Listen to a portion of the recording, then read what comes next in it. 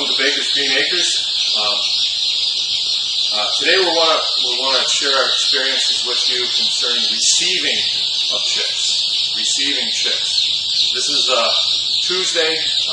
This is the day when we get our chicks in all summer long and even into the winter.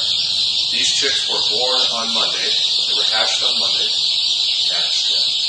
And then they're put in cartons and they're shipped to us via mail, U.S. mail. And we pick them up at the post office on Tuesday morning. All right. Before I pick them up, I have to have my area, my brooding area, completely ready. So we came and turned on the lights or the heaters, the wafer heaters, and got it warmed up to about 95 degrees. Very important to do that before you go to get the chicks. All right. Chicks are pretty sensitive. We don't want to let them sit at the post office any longer than we absolutely have to, and then transport them home. You don't want them in the back of an open pickup, or you don't want them in a van that you're going to park and let sit there for a long time in the sun. You have to be very careful with them.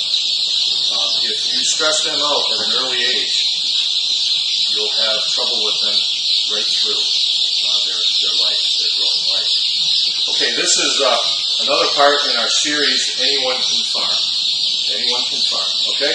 Informational videos that we're doing here at Baker's Green Acres. So, I've gone and gotten the chicks already. I'm going to take them out of the van, bring them over and show you right here what it's like.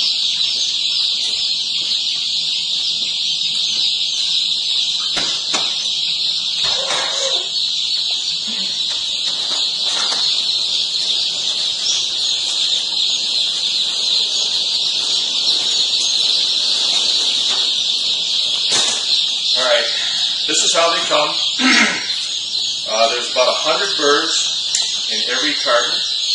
Sometimes in the summertime, they pack them a little bit looser. This is September, what? September 5th, Sam? 7th. 7th? Okay. I'm a farmer. I'm not required to know the date. So, September 7th, and it's cool out. I'd say it's maybe 50 degrees outside. It's a little warmer in here. So these guys are moving around quite a bit, and I'll take the top off here so you can see what they look like. Get a good bird's eye view. Alright, we've got 25 in each compartment, and there's 4 compartments. You got a calculator on it? And that would be somewhere around 100 birds. Alright, they look good, nice and yellow. Really active. It's not uncommon to occasionally have one that's dead in the bottom. It's not a great big deal. If half of them are dead, that's a big deal. In that case, we'd want to know what's going on. We'd call the hatchery and see if they'd had any problems with this batch. To get these coming, all you have to do is find a hatchery near you. It doesn't have to be real close. Or there's national hatcheries you can use. We prefer to use the one that is local to us. We're in Michigan, and we get these from Calamine Hatchery in Zealand. And they've always done really well by us. Birds are always healthy and happy, and they show up in good shape. Okay, so now what I want to do is get them in the brooder. So I'm going to take them over here to the brooder.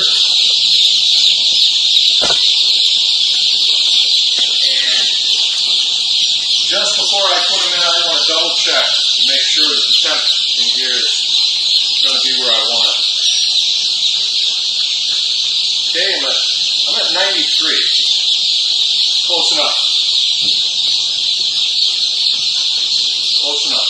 95 is our target, but 93 will do it. Now what I've done is I've strategically placed the feeders and the waters in here so that these birds can set their limits. I don't want them down the cold end on this brooder. I want them up here under the heater.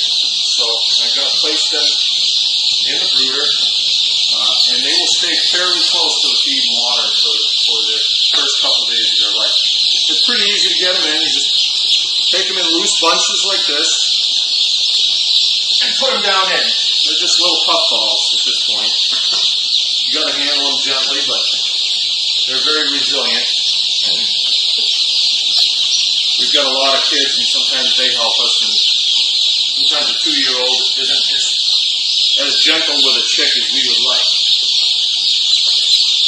Okay, now this brooder is designed to take 250. So that's what I'm going to do. I got a shipment of 500 today. I'm going to put 250 in each one. And then for the first day, we're going to check on them quite a bit.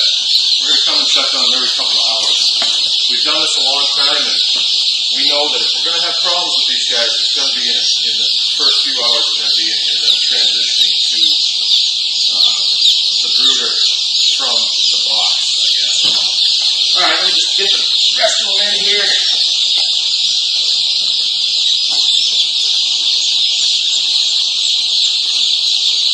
When they're in the box and they're all together, heat is not, or them getting cold is not really as much of an issue as them overheating.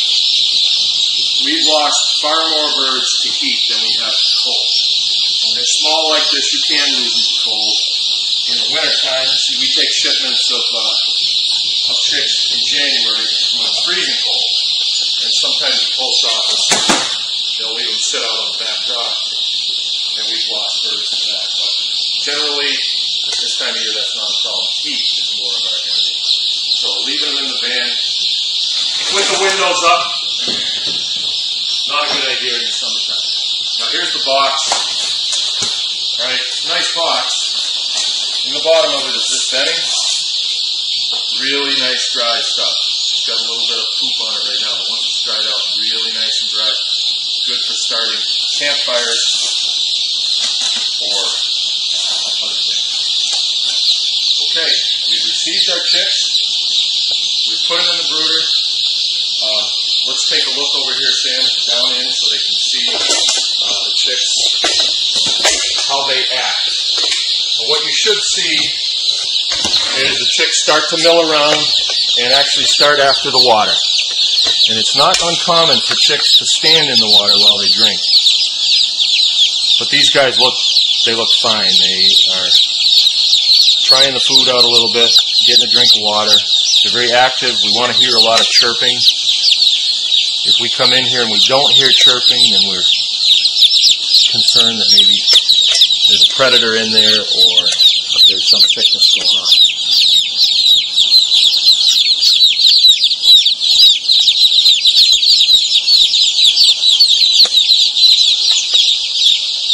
Okay,